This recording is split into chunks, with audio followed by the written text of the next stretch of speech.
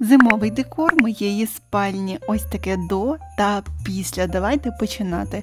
Для початку я вішаю ось таку гірлянду з ялинки та беру червоні і білі іграшки. Все це вішаю на гірлянду. Додаю червоні бантики і готово. Далі постільна білизна. Я купляла її в Ікеї. Мені дуже вона сподобалася з кенді-кейнами. Дуже м'якенька. І додаю ось такі маленькі подушки, ще й з оленятами.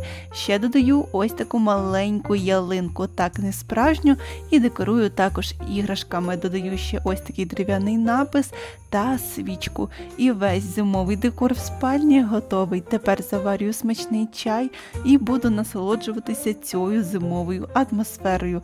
Як вам результат, можете написати в коментарях. Ще додала аромат імбирного печива і тепер точно все готово. Мені подобається така атмосфера, я вже п'ю смачненький чай, а ви можете написати, як вам.